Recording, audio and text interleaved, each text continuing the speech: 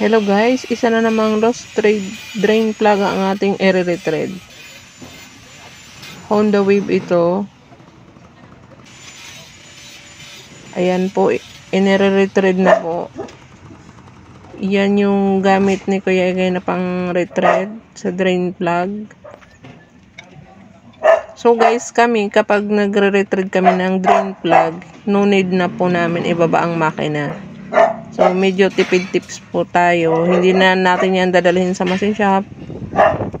So, ganyan lang.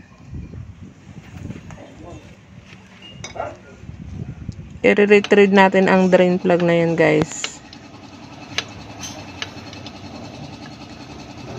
Papalitan na rin yan ng bagong bolt. Yung bolt po ay nakasukat din dyan sa pang-retread niya.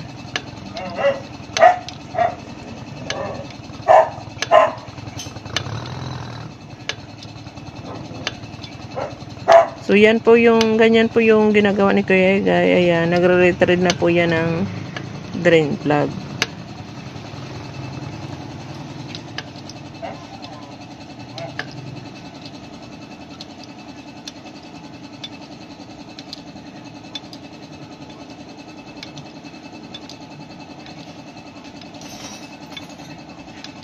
So, ito kasi guys, kapag nire-retread namin, hindi na namin yan binababa ang makina. Kasi medyo magastos kapag ibaba pa ang makina, hindi na natin yan dadalhin sa machine shop.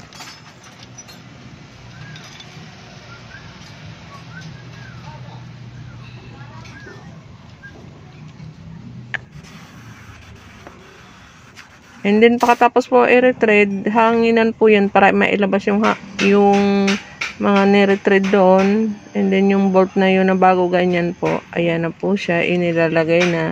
Importante po na may washer siya. Then, konting higpit.